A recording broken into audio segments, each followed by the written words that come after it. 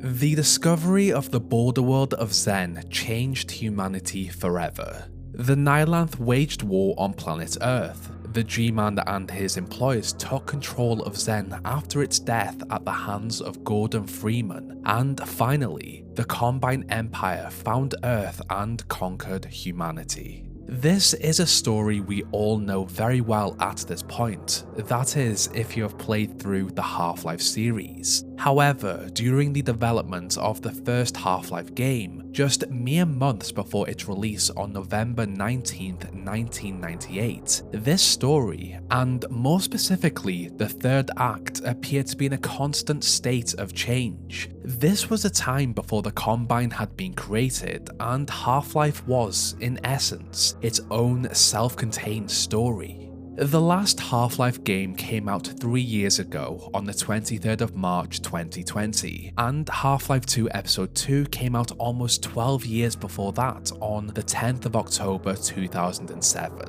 While there have been major gaps in the release of these games, there have been a consistent release of information about the development, theory, and some say, fanfiction of the series by an ex-Valve writer, Marc Laidlaw. The most commonly known of these are Epistle 3 and Grub.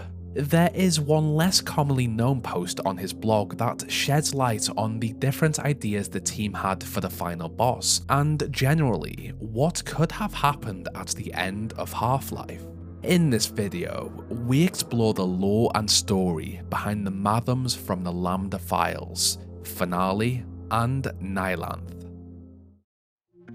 Way back in 1997, Marc Laidlaw joined Valve. During this period, the team had developed the game up until almost the third act. As with all projects that rely on a creative team, many ideas and suggestions were thrown around at how the game would end, what the final boss would be, how it played, how it was marketed, and how it could potentially be set up to have a sequel. Marc had joined this team late and worked with what they had developed up until this point in terms of the story. He would later go on to have a more important role in writing the stories of the sequels. Anyway, as a creative, these ideas for the end of Half-Life 1 were typed up and stored. Some of his ideas were used and some were not. Regardless, after the game was completed and shipped off, these ideas were left. The game was done, and Valve moved on to create new games in the series. For almost 2 decades, Marc stayed at Valve until he eventually left in January of 2016. Why was this important? Well, Marc had a blog where he posted about his other writing works, music, and after he left Valve, posts about Half-Life and what could have been. These posts came in a time of uncertainty in the Half-Life fandom. These curiosities and snippets into Half-Life almost gave the community the feeling that the series was not completely dead. On October 3rd, 2016, Marc posted on his blog. This entry was titled, Mathoms from the Lambda Files. In this blog post, he explained that during a cleanup of some of his older works, he had come across a stack of floppy disks. I feel so old that I have to do this, but from my channel analytics, I am aware that some of you may be too young to know what a floppy disk is. I'm only 29, so I only remember them briefly from my childhood. They were basically the USB sticks of the time. To see what was stored on them, he purchased an external floppy drive and discovered old documentation from his time during the development of the first Half-Life. On one disk from the summer of 1998, mere months before the release of the game, he found 2 files, Finale and Nihilanth. These both gave a pretty interesting insight into how different Half-Life could have been if these ideas were pushed more, accepted, or even shown to the other members of the Valve team. In Marc's words, I present these as curiosities. These are not necessarily things that might have been, these were just sketches I wrote and threw out there to see if any of the ideas might stick. Level designers didn't necessarily read them. They kind of just kept building what they thought would be fun, and more importantly, possible. Building with words, everything costs nothing, so you can make anything. The first file in this blog post is called Finale. As the name suggests, it goes on to plan out the events that occurred during the final act of Half-Life, its finale. From Gordon's arrival in Xen, the death of the Nihilanth, and even a sneak peek into what comes next, it is clear that the end sequence has not yet been completely thought out. This file was initially created on the 4th of June 1998 and last edited on the 21st of July of 98. It is also important to note that this file was last edited just 3 months before the game was released. Finale is told from the perspective of Valve telling you, the player, what you see, hear, and experience as you traverse through Xen. From Marc's notes, a lot of the features here were changed due to time and resource constraints. The words Nihilanth and Overmind were also used interchangeably too, so the Nihilanth's name had not yet been fully committed to. The Nihilanth had also not yet been modelled, and even its nature and actions were different. In essence, these were just words that Marc and the team wished to become reality, but were lost along the way. Of course, I will tell this as a story. As Gordon stepped out from between dark towers, he came across the Nihilanth, a supreme and supremely tortured intelligence suspended in space above a bottomless abyss. Gordon had just survived a deadly fight against the mighty Gonarch, and from the scientist's perspective, down below, it appeared that the Nihilanth had spotted him as it moved its way slowly towards his direction. Gordon was weak and seemingly defenseless following his last fight. As the fear set in, he was relieved to find that the giant creature did not move towards him. It instead moved towards two creatures with bulbous heads, likely controllers, that had arrived through an open portal below. Between them, they brought what appeared to be a member of the survey team. A captured specimen, just like humanity had captured Xenian flora and fauna during their exploration of Xen. The human was defenseless against their captors, and from his safe distance, unnoticed, Gordon watched as the creatures took advantage of the low gravity in this abyss and launched the human directly into the mouth of their god.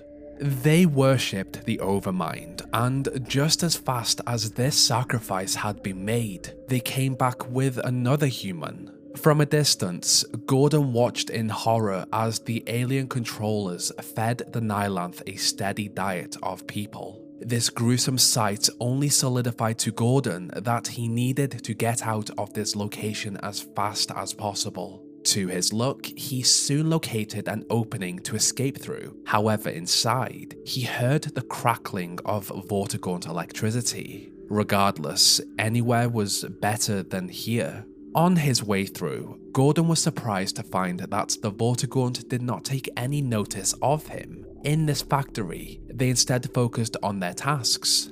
Further in, Gordon came across another scientist in a HEV suit trapped inside of a device. He begged Gordon to put him out of his misery and kill him. The device was designed to draw out his soul, and it appeared to be a very painful process. Unable to free him, and the exit only accessible after the death of the trapped scientist, Gordon committed to this questionable act of kindness. Before he moved on, Gordon noticed some weaponry near the scientist, and after he armed himself up, he ventured on.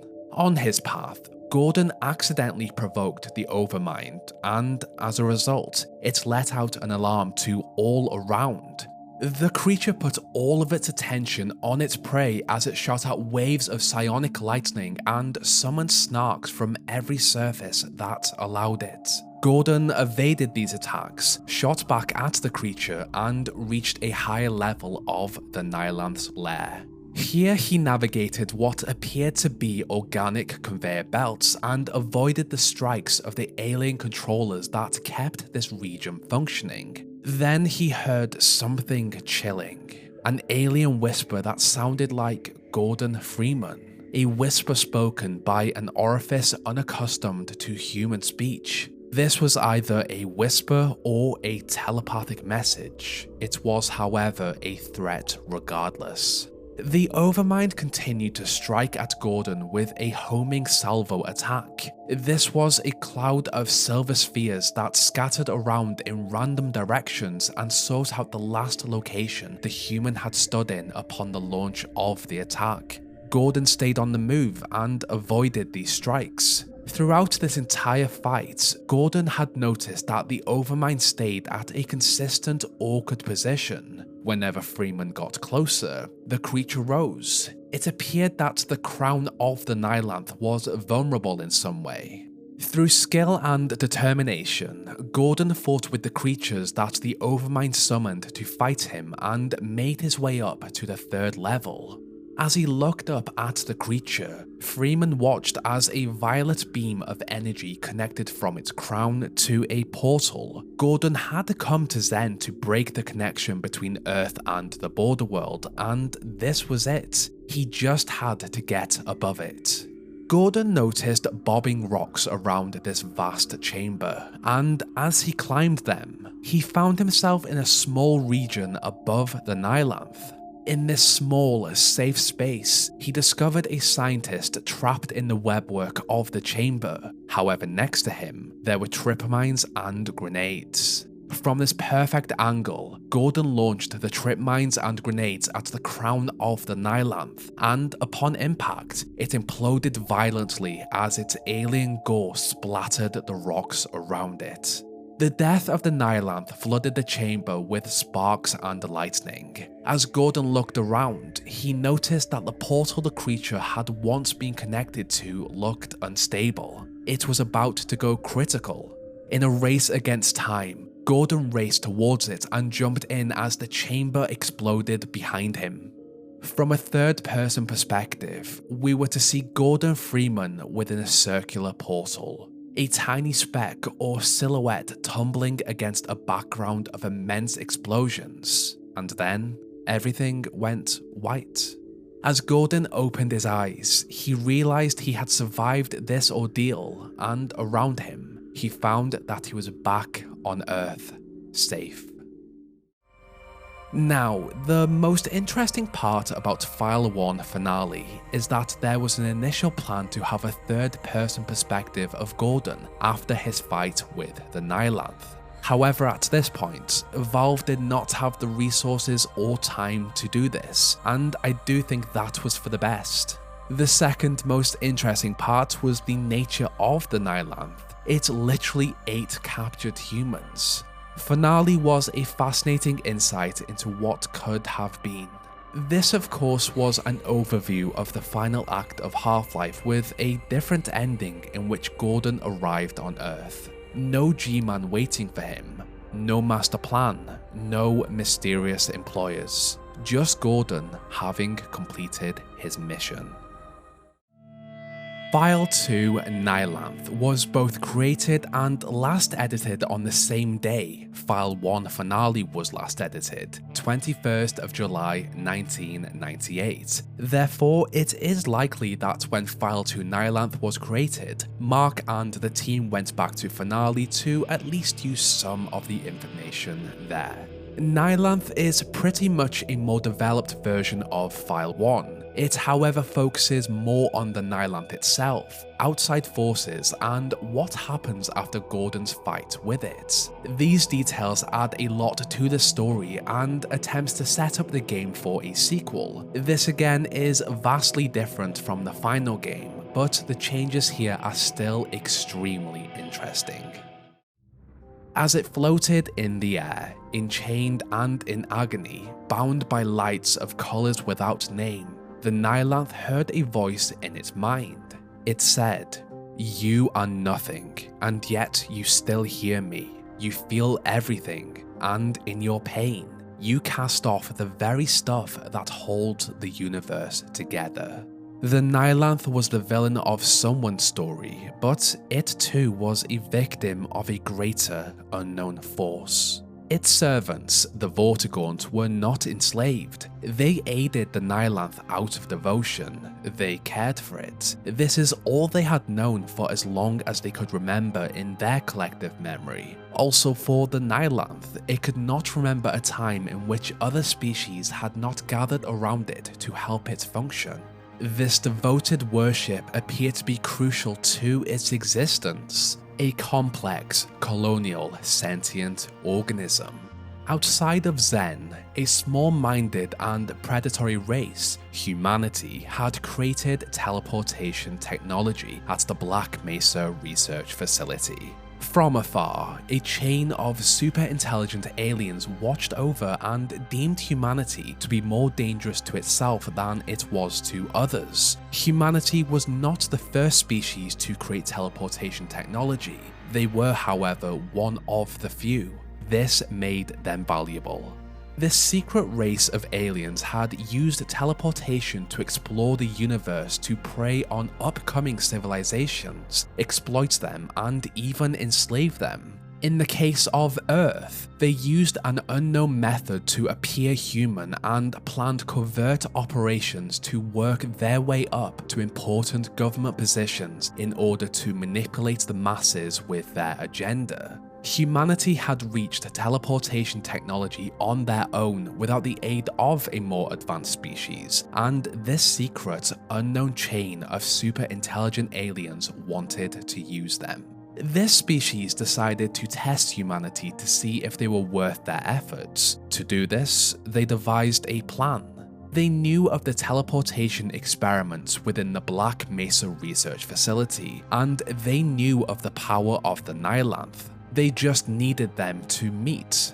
This meeting would have two possible outcomes. If humanity was wiped out by the Nihilanth and whatever guided it, then they were free of the human race, almost like getting rid of a pest. However, if humanity conquered the Nihilanth and took control of Zen, then they would almost be deemed worthy and the operations of this secret alien group would continue in the shadows to harness whatever else humanity created in the future.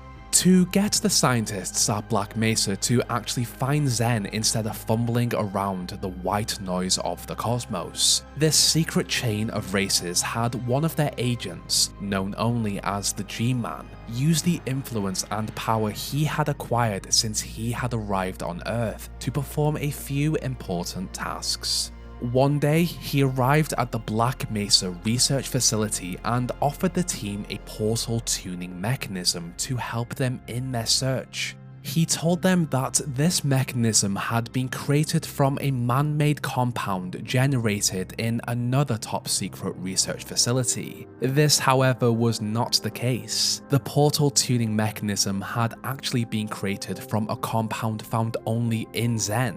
And when this was used with the Black Mesa teleportation device, it allowed them access there. Black Mesa, of course, believed they had discovered Zen by luck, and as they arrived there and explored this dimension, they studied the properties of this place that defied their understanding of natural law. They also soon learned that they were not alone here. Many species had arrived and stayed. This dimension was a meeting place where countless universes collided and hung in endless freefall. As a result, a culmination of flora and fauna from various worlds thrived here. This was a goldmine for Black Mesa, and to study everything, they sent through a survey team to explore this vast realm. They collected flora and fauna and sent it back to Black Mesa for further research. Unknown to them, the Nihilanth looked upon this species and wanted to learn more too. Just as the survey team had captured and collected what they could from this dimension, so too did the Nihilanth, but to them. The capture of the survey team scared the personnel of Black Mesa. In response to this horrific news, they decided to completely shut down any connection they had to Zen. This action stranded anyone still on Zen, leaving them helpless to the mercy of the Nihilanth. The predators of this dimension had located Earth, and with the Nihilanth's power, it kept open a connection.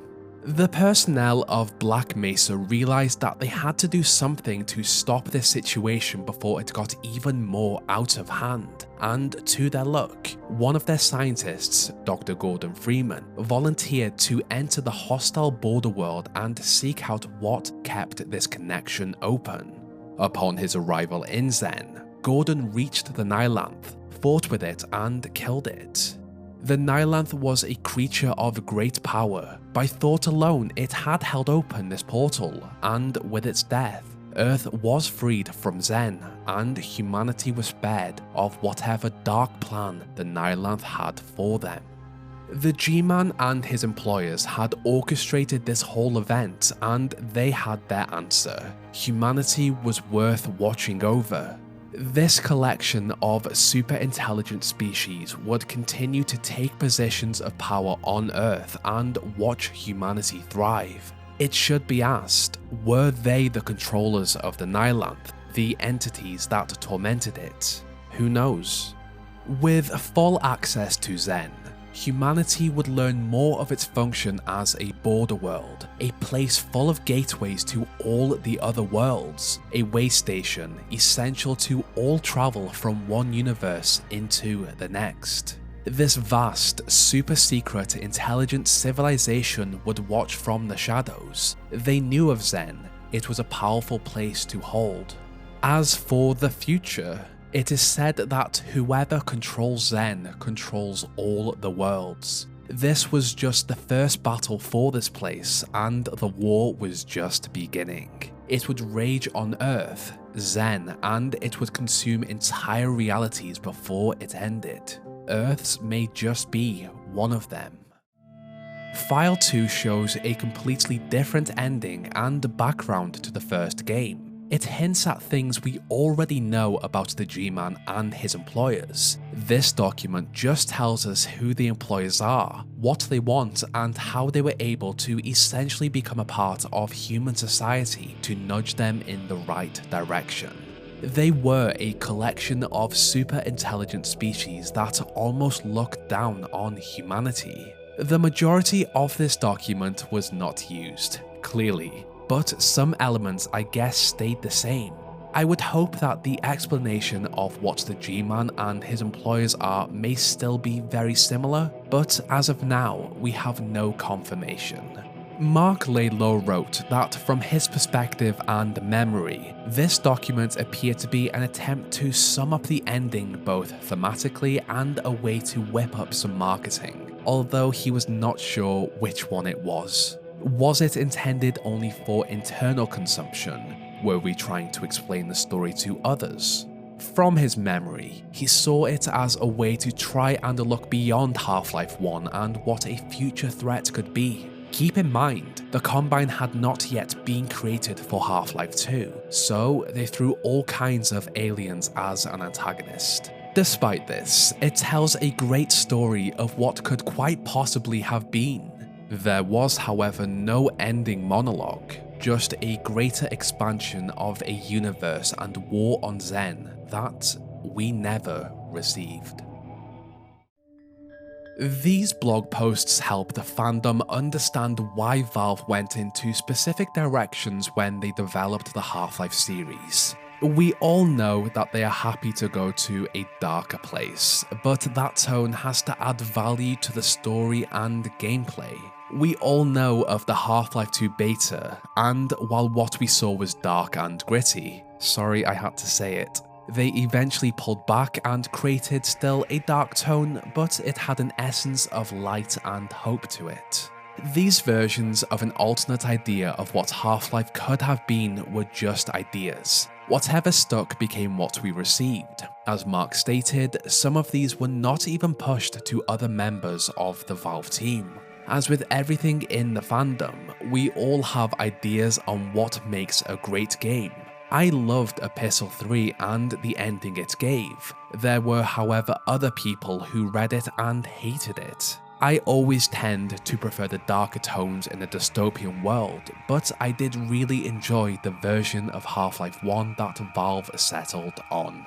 From the ending they chose with the monologue from the G-Man, it created a huge mystery that we still want to uncover. We know the G-Man is not what he seems to be, and he and his employer's intentions are still shrouded in mystery. These old files found on a floppy disk created over 20 years ago should not be taken too seriously. These are just a great insight into what could have been if even one decision was made differently. Discoveries like this are also perfection for someone like me who wants to explore Half-Life inside of and outside of the game. We can also see that a ton of the ideas here that were not implemented into the first game were repurposed and used in the sequels. The most prominent was the collection of super intelligent alien species, no longer the employers of the G-Man, but instead the Combine Empire. The right man in the wrong place can make all the difference in the world, and it seems, for the sake of Valve and the creation of one of the best video games in history, a genre-defining series, all the right men were in the right place. Going into making this video, I was originally going to focus only on File 2, Nihilanth, but after I reread through it to create the script, I realized just how important the first file was too. Both of them changed my view completely on what could have been possible if just one or two ideas were taken up and placed into the final game. The most interesting for me is that at one point, an idea was pushed forward that the human survey team were not only captured and studied, but also eaten by the Nihilanth. Also, what do we think of Overmind? Which enemy name sounds better, Nihilanth or Overmind? Considering this first file was last edited a couple of months before the game was released, it is interesting to think just how many of these were tiny last-minute decisions that were taken out. Obviously, I have used Marc's work to create this video, and there are a lot of direct quotes from it. He wrote it super well. I just wanted to tell these as stories, just like I did with Breen Grub and Epistle 3. Even now, I am finding new things about the Half-Life series. I have also linked this post in the description for you guys to check out if you want to. My final thought is about the fact that a third-person camera view was thought about at one point. Half-Life is well known for that first-person view combined with an incredible story. In my opinion, the hardware and time limitations Valve dealt with back then was kind of a blessing. A third-person Half-Life just would have hit different. This was an exploration of Mathoms from the Lambda Files. If you enjoyed this, then please leave a like, leave your thoughts in the comments section below, and even share it to another Half-Life fan. If you disagreed or genuinely disliked this, then also let me know in the comments and leave a dislike. I appreciate you watching the video, regardless of how you felt about it. As usual, I would like to thank my amazing gold tier patrons and channel members, the best resistance fighters you could ask for. Jonas, Lewis, Queen Arby, Fluffy the Dragon, Chicken Guy 791, Ruben Mendoza, Duke, Toadnut, Orin X, Azu, Karatana, AJ, Verona, Comfy, and BG Games. Now, have you read this post before? Would you have preferred some of these notes to have been implemented? And did you know what a floppy disk was? Oh, and what would you like to see next? This is where our story ends. Check back next week for a new one.